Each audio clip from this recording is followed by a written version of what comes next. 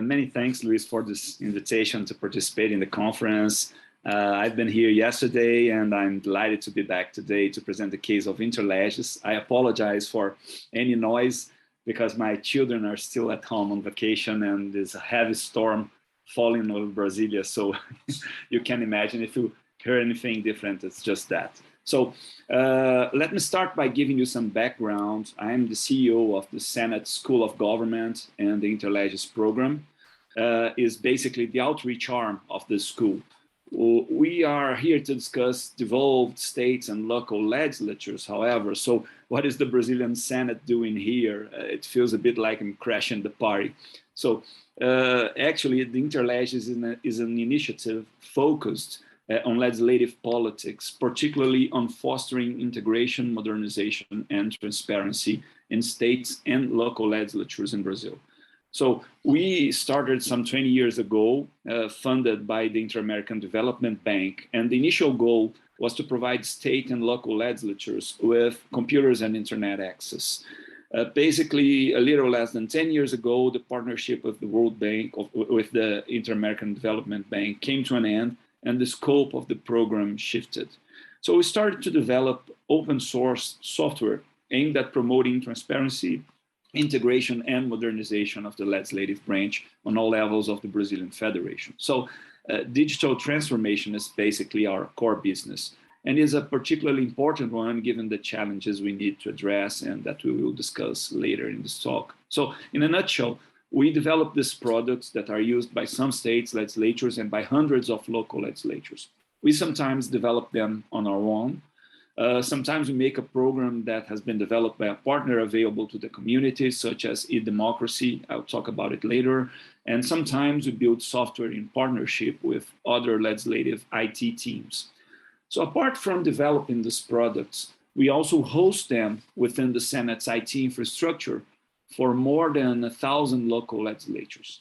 This is, of course, a plus, both for economic and security reasons. And here we must bear in mind that the budget of small legislatures across the country is usually short, and paying for something like infrastructure, it might not seem a lot, but it actually might mean a lot for this smaller legislatures. So let me tell a little bit about the products that we have developed over the years.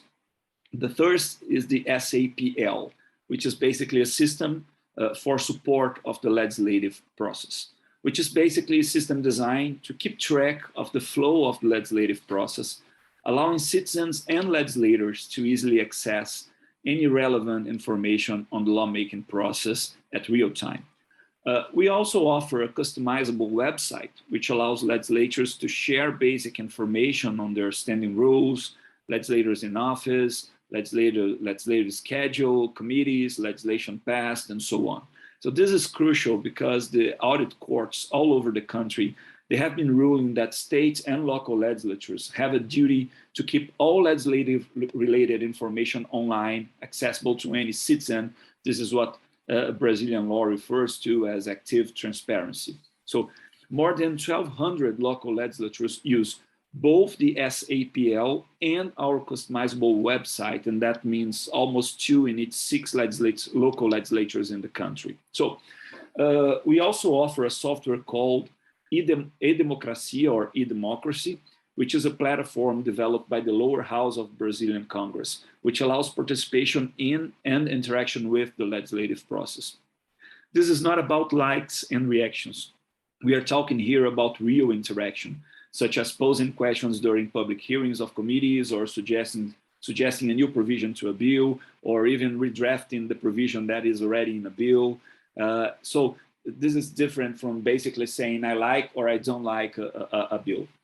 Recently, with the help and partnership of our friend Florian Madruga Filho from Data Senado, a research and polling institute within the Senate, we also developed the local legislature's landscape.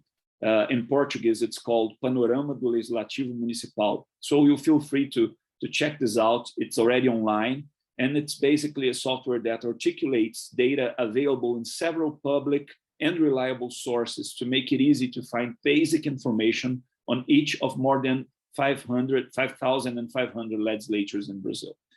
So right now, we are working to add a dashboard with tools able to run multiple variables comparisons within this database, which will make it much more interesting and fun to use. Now, we need to create the opportunity for people that are looking into this information to build comparisons as they need to gain information on similar cities, similar legislatures, what are they doing, how much are they spending, and this will allow for that.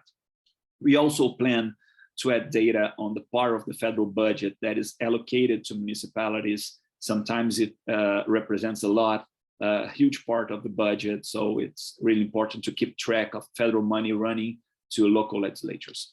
As we plan for the future, we are now looking into the development of a system that will allow legislatures to manage administrative documents. That would render those legislatures using both the system and the SAPL paper-free legislatures. And we are planning to develop the software collaboratively with other IT departments from different local legislatures, given that the HR restraints that all Brazilian public service has been experiencing, and they, of course, affect the Senate as well. Finally, it is important to emphasize that all Interlegis products are open source and open data. That means that unless the legislature wants us to host their infrastructure, it can use all the products without any kind of bureaucracy. Hosting, however, requires signing a cooperation agreement in order to comply with Brazilian federal legislation on the internet and data protection, of course. So allow me to share a couple of ideas to wrap up this presentation and explain why the work of Interlegis seems to me more important today than ever. First, given the broader changes in modern society, we have an increasing need for transparency. And Brazilian legislative houses are among the most transparent in the world. But we know that digital transformation does not necessarily imply transparency. Even though it makes it easier to engage in transparency policies when you have already made a move towards a fully or largely digital environment for the legislative process. We can help on that front, of course. And second, I would like to highlight that the number of staffers in Congress and in civil service as a whole is going down for a while, and it won't go up soon. Maybe it won't go up in our lifetimes. So as we experience the shortage of personnel, digital transformation might help us to develop more efficient procedures in both the administrative and the legislative front, as the last panel highlighted before my presentation. So third, as the scope of legislative mandates grows progressively broader and dependent on the digital public sphere, the digital transformation can help representatives to perform their everyday tasks more easily and efficiently.